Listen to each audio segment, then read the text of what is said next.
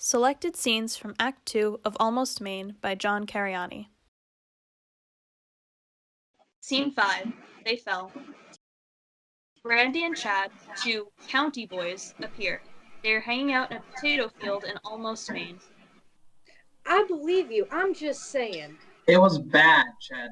Bad.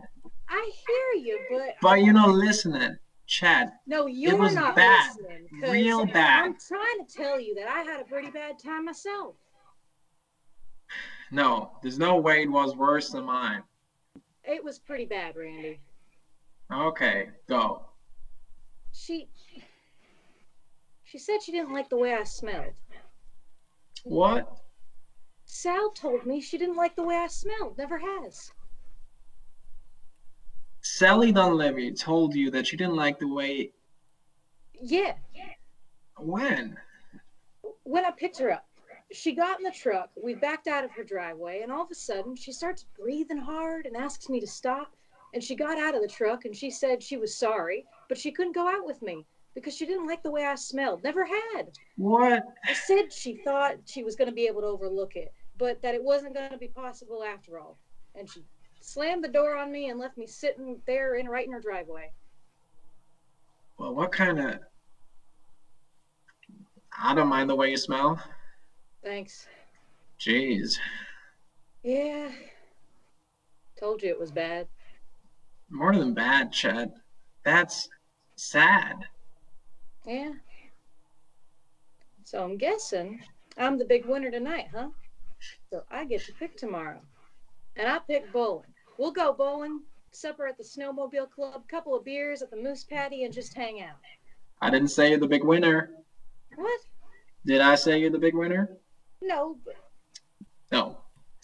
That's all pretty sad, Chad, and bad, but you didn't win. You can beat being told you smell bad? Yeah. Well, then.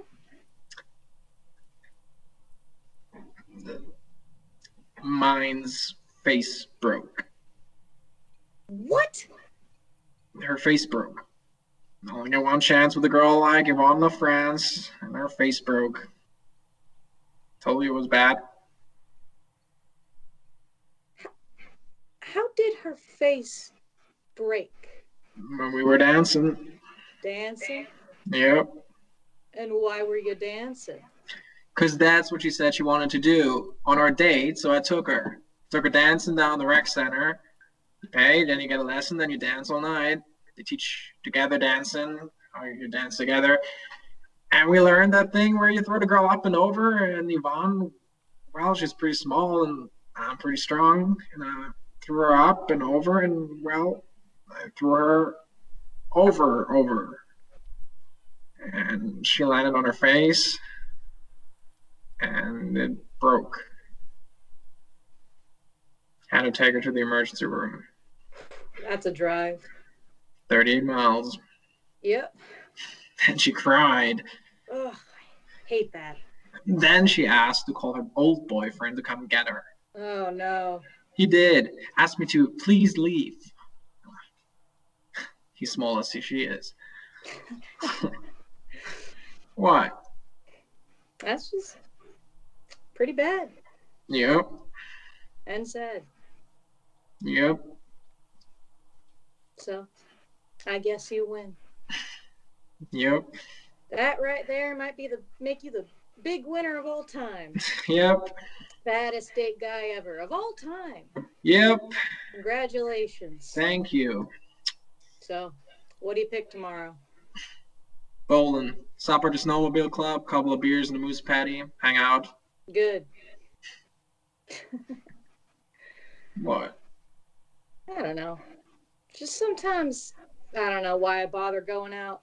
I don't like it, Randy. I hate it. I hate going out on these dates. I mean, why do I want to spend my Friday night with some girl I might maybe like when I could be spending it hanging out with somebody I know I like you, you know? Yeah. I mean, that was rough tonight. In the middle of Sally telling me how she didn't like the way I smelled, I got real sad. No, buddy.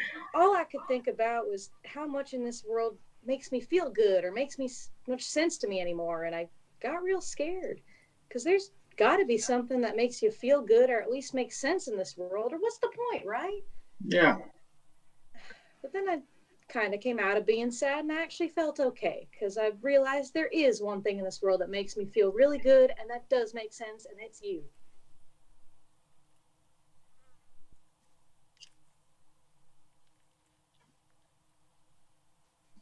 Well, I'm gonna head. Gotta go work in the morning. Well, I'm just supervising first shift at the mill, so I can pick you up anytime after 3. Oh, I don't know, Chad. Me and Landel, we got a long day tomorrow. We're still catching up, fixing roofs from all the snow in December. I gotta go to Marvelin and Eric's and. Well, 4, 5. I don't know. Well, I'll be ready whenever if you want me to. Hey. I'll see you later. Yeah. Yeah. Yeah. Chad watches Randy go. Hey, Randy. Randy stops and turns to Chad, and when their eyes meet, Chad suddenly and completely falls down. Love is often described, after all, as making people weak in the knees. Randy rushes back upon seeing Chad on the ground. Or Chad, you okay? Yeah. Here. Randy helps Chad up. Thanks. What was that? You okay? What just happened there? I just fell. Well, I figured that out. No, I think I just fell in love with you there, Randy. Chad's eyes meet Randy's as he says this, and he crumples to the ground again. Chad. Whoa. Yep, that's what that was. Me falling in love with you. As Chad gets up, his eyes meet Randy's, and he crumples to the ground again. Chad, what are you doing? Come on, get up. Well, I can't help it. It just kind of came over me. I've fallen in love with you here. Chad, I'm your best buddy in the whole world, and I don't quite know what you're doing or what you're going on about, but what the heck is your problem? What the heck are you doing? Jeez and Crow, you're my best friend. Yeah? Yeah. And that's a thing you don't mess with. And you don't mess with it. And you mess with it. You're about the only thing that feels real good and makes sense in the world to me, too. And then you go and follow it up by doing this and tell me that. And now it just doesn't make sense at all. It doesn't feel good. Got a number on a good thing here, buddy. Because we're friends. There's a line when you're friends that you can't cross. And you cross it. And then Randy meets Chad's eyes and falls down, crumpling to the ground. Randy and Chad look at each other from the ground, a moment of realization. This is about as scary and wonderful as it gets.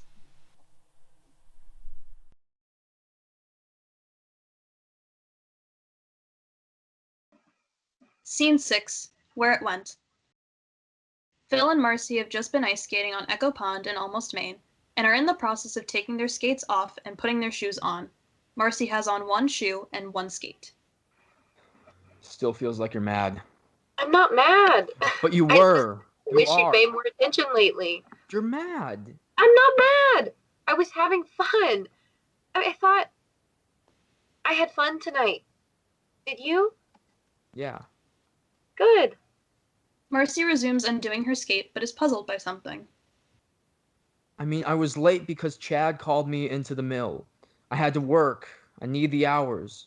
I'm not mad at you, Phil. You had to work. I get it. I did. Phil, where's my shoe? What? Where's my shoe? I can't find it. Well, it's got to be here. Is this you being funny? No. Because it's not funny. It's cold out here. Well, you're the one that wanted to go skating. I had fun tonight. Skating. I thought it would be fun. Was. Forget all the stuff. Get us away from the kids. Get us back to where we used to be. We went skating. First time you kissed me, on a Friday night, just like this one. Remember? Right here. Echo Pond. I know where we are. Where is your shoe? Maybe it's... Where did you put your skates on? Out here or in the car? We hear him open and close the doors of a minivan. I put them on with you, right here. Well, it's not in the car. Oh, shooting star. What? Where? Where? I'm wishing. God, I'm wishing. I missed it. Yeah, you did. What's that supposed to mean? Nothing. It's not really all that surprising What? that you didn't see it. Why? You don't pay attention, Phil. See, when you see things like that, I feel like you're still mad. I wasn't mad. Where is my shoe? Gosh, maybe it is in the car. I mean, It's not in the car. I have one shoe on already. I know I didn't put my skates on in the car because the shoe I have on was out there. I changed out there, didn't I? With you. I put my shoes right next to yours after we put our skates on, but it's not there. This is the weirdest thing. It's not in the car. I mean, I'm not going to put one skate on in the car and the other one on out here. What's wrong? Huh? Oh. I'm just making a wish of my own. On a regular one. Wanna wish on it with me? Yeah. Yeah, that'd be nice. Which one? See Hedgehog Mountain? Uh-huh. Straight up. Right above it. The bright one? Yeah. Right there? Yeah. Phil, Yeah? that's a planet. What? That's a planet. You're wishing on a planet. Well, how do you know? And it's when you wish upon a star, not when you wish upon a planet. I know! Saturn. I know! Well, how do you know? That on the weather, Phil. Saturn's the brightest object in the sky this month. It'll be sitting right above Hedgehog Mountain over the next bunch of weeks. They've been saying it on the weather all week. And your wish is never going to come true if you're wishing on a planet. Well, You got to pay attention. why do you keep saying that? Because you don't. What are you talking about? Phil, happy anniversary. Huh? Happy anniversary. That's what I'm talking about.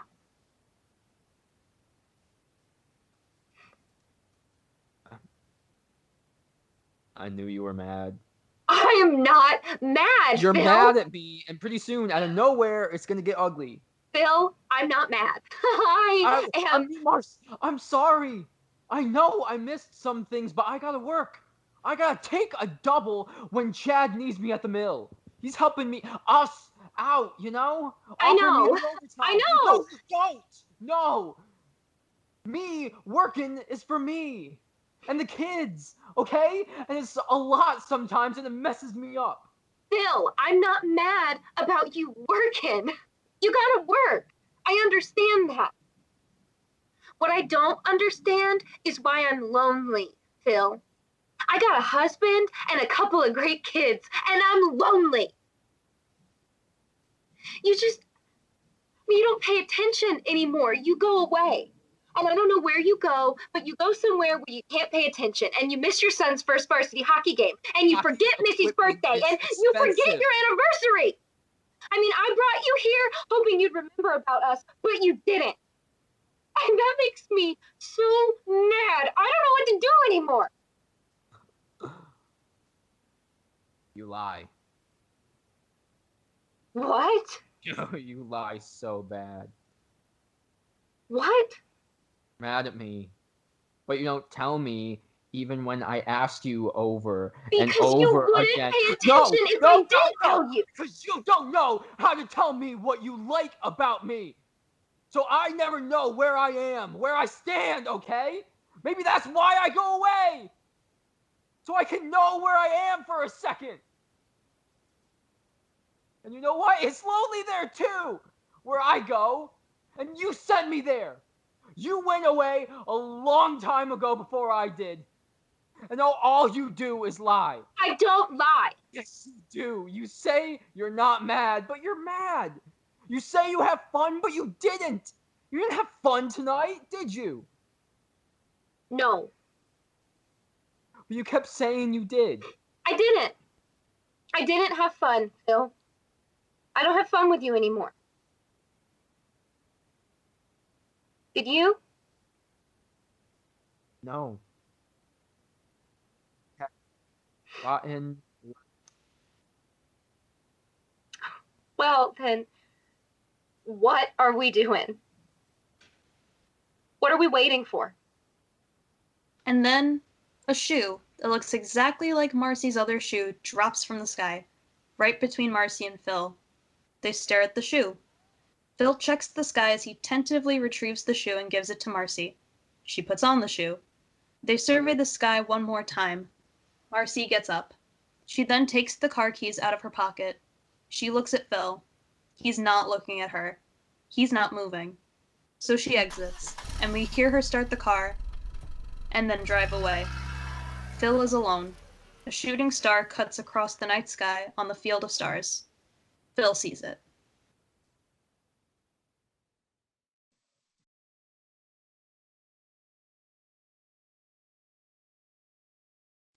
Scene 7. Story of Hope. A stylishly dressed woman approaches the front porch of a modest home in Almost, Maine. She pulls a wheelie suitcase and has a fancy purse. She knocks on the door. The lights come on in the house. Then a porch light comes on. A man who is not the man he used to be answers the door a bit cautiously, because people don't normally drop by at 9 o'clock at night in Almost, Maine. The man comes out onto the porch and stops cold. I know this isn't going to be very easy, but I was just out there all alone in the world, and I got so scared because all I could think about was how I had no place in the world. But then out of nowhere, I realized that there was one place in the world that I did have, and that was with you. So I flew and I took a taxi to get to you. I just had to come see you. Thank God you're. Oh, wait. I'm sorry. You're not. I'm. This is the house.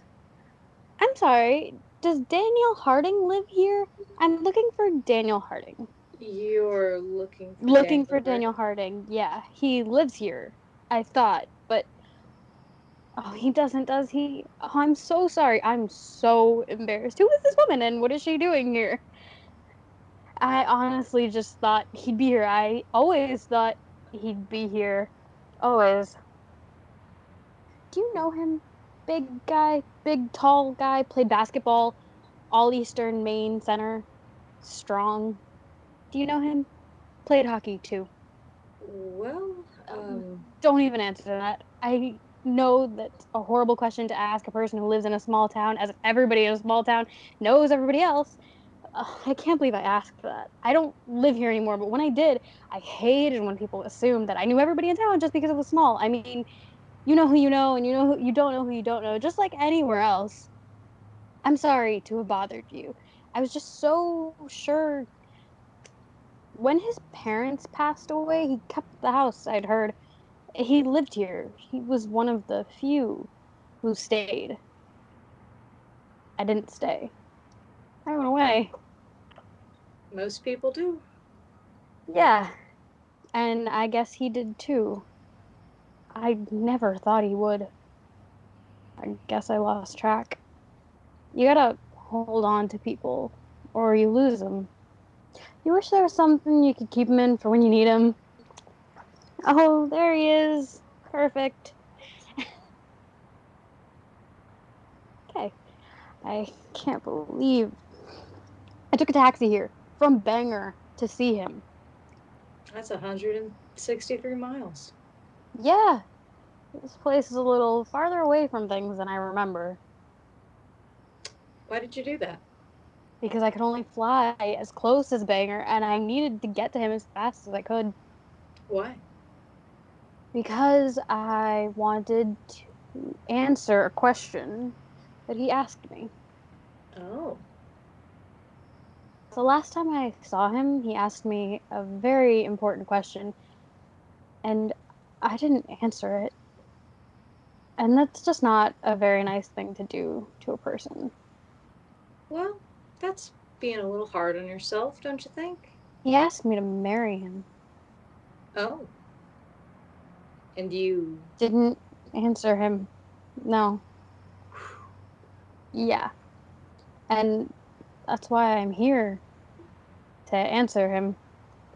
I mean, I didn't answer him in the first place because I didn't have an answer at the time. I mean, I was going to college, and then the night before I'm about to go off into the world to do what I hope and dream, he asks, "Will you marry me?" I mean, come on. I was leaving in the morning. What was I supposed to do? I don't know. I mean, I told him I'd have to think about it, that I'd think about it overnight, and that I'd be back when the sun came up with an answer, and then I left. Left him standing right there.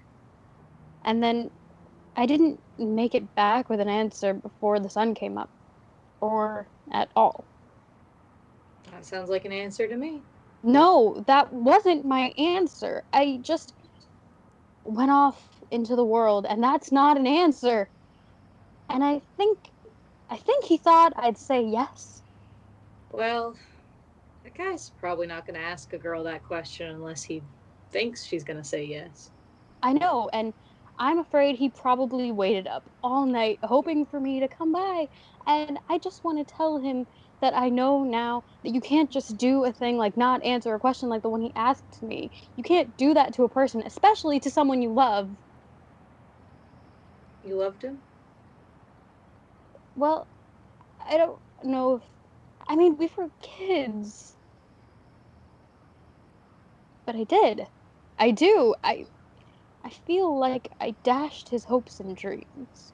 Oh, come on. You're giving yourself too much credit. He was young. That's all you need to get your hopes dashed. Be young. And everybody starts out young, so everybody gets their hopes dashed. And besides, I don't think you really dashed his hopes. Because if you dash somebody's hopes, it hurts, but it's quick. If you'd have said no, that would have been dashing his hopes. But you didn't say no. You just didn't answer him at all. And that's killing hope the long, slow, painful way. Because it's still there, just hanging on. Never really goes away.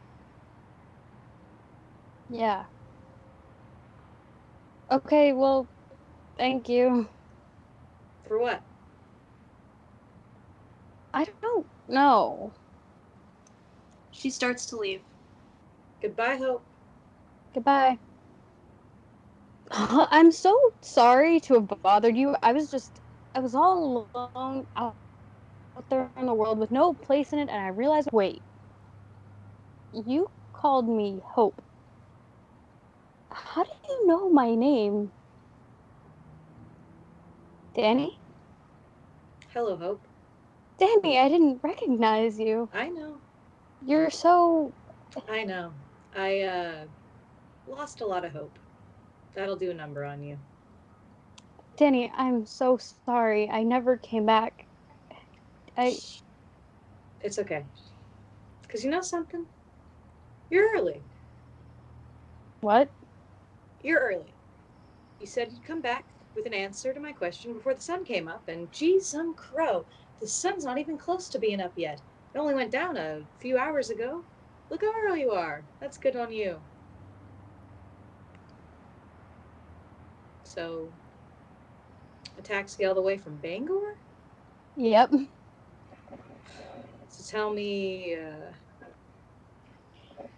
Honey? Dan? Hon, who's there? just somebody, needs directions. It's awful late for directions. Yeah, Suzette, listen. I'll be right in. Okay. I hope you find it, Hope. Your place in the world. Bye. Goodbye, Danny. Danny goes inside. Hope lingers. She is at a loss. She starts to go. She stops, and finally, she answers. Yes. Yes. Hope starts to go, and the porch light goes out.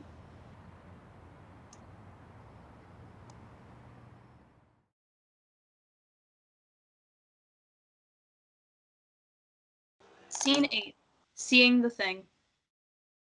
Dave and Rhonda kick the snow off their boots before entering the winterized porch of Rhonda's small home, a cabin in the woods in almost Maine. They've been snowmobiling and are wearing full snowmobile regalia. This is the first time Dave has ever been inside Rhonda's house. Rhonda's not particularly comfortable with this. Dave carries a present, a wrapped painting. Okay. This is it. You're in. You're inside. This is the porch. So, Dave, what? What do you gotta do in there that you couldn't do outside? Well, I got something here for you. Here. He presents his wrapped gift. What's this? Well, I got something here for you. Boy, that was fun tonight, Rhonda.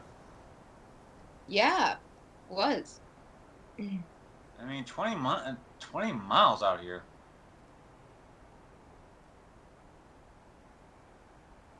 Beans and Franks at the snowmobile club.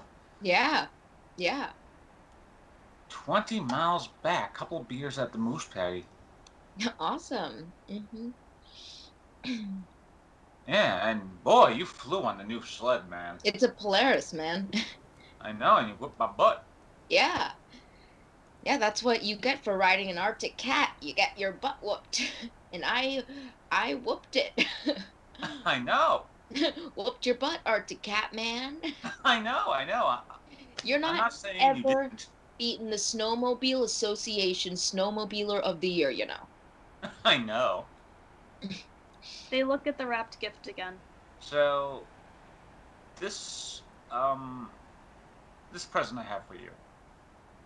We've been together now for Get together? well, Together? What are you talking about? Together?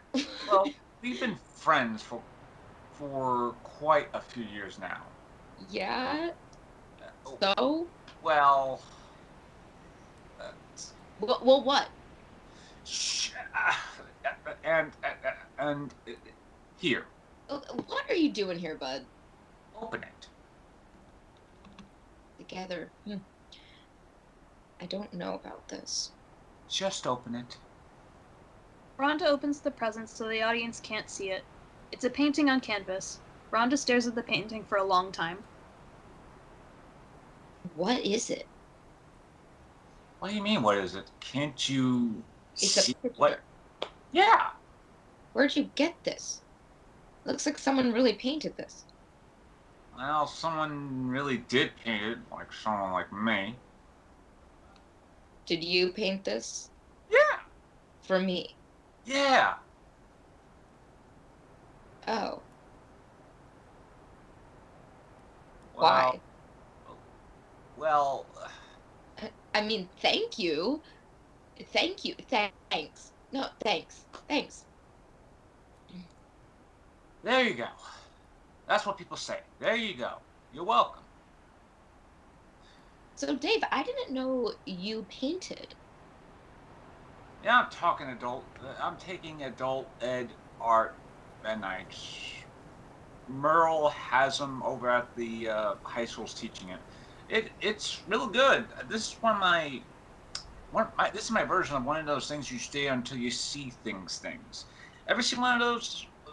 Some of those art paintings did it with dots, but I did with a bunch of blocks and colors and see. If you look at the little blocks and colors, it's just a little blocks. It's just a bunch of blocks and colors. But if you step back and look at the whole thing, it's not a bunch of blocks and colors. It's a picture or something. It's a picture of what? I gotta tell you, you gotta figure it out. Oh, come on, Dave. No, it takes a little time. It can be frustrating. Well, why would you give me something that's gonna frustrate? No. I mean, you're not gonna try to look for anything. That's what frustrates you. You just gotta kind of look at it, so it doesn't know what you're looking at. What are you talking about? Well, you gotta trick it. Huh? You gotta trick it. See? Trick it. You gotta not let it know, and hopefully, eventually, see what it sees. It's a common thing, something that everyone knows. Rhonda tries tricking it a few times, like Dave did. This is stupid. I don't see anything. No, you were doing good. Dave! All right. Then do this. Do what you normally do around the house at night, and check out real casual-like. And I usually have a bud and talk to you on the phone. well, do that. Where's the kitchen? No. Talk to me. What? I'm out of bud. I only got Natty Light. All right, I'll get you a natty light, and you can have your beer. And No. Why not? Come on. Let's go inside and have a couple beers and hang out. See, we gotta trick the thing, right? See, I'm tricking it.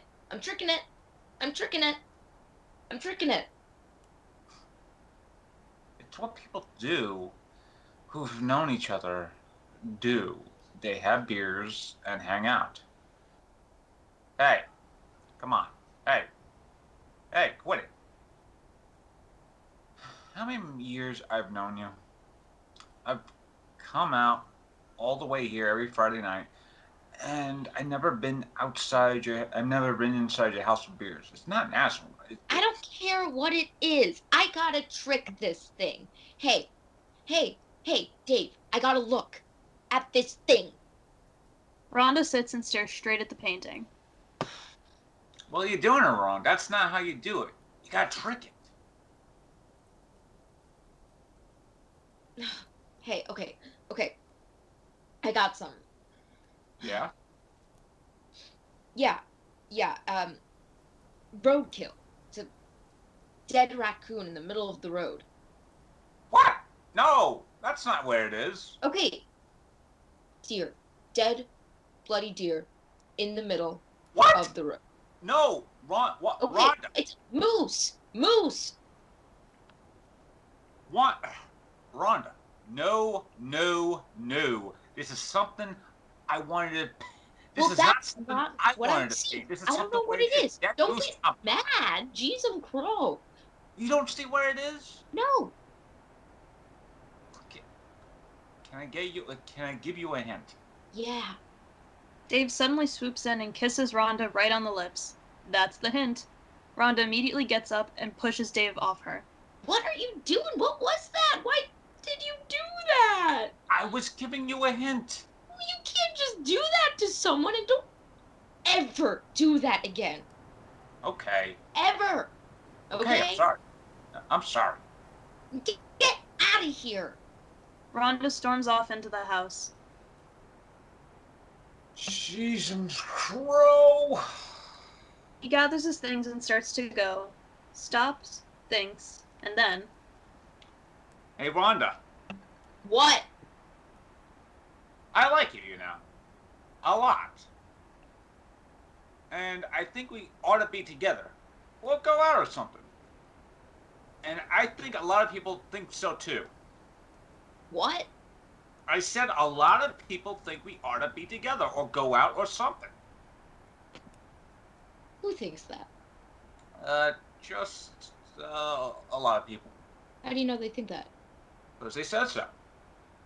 Well, who said so? Everybody. Everybody who? Just Suzette. Suzette? Yeah, and Dan. Well, who else said that?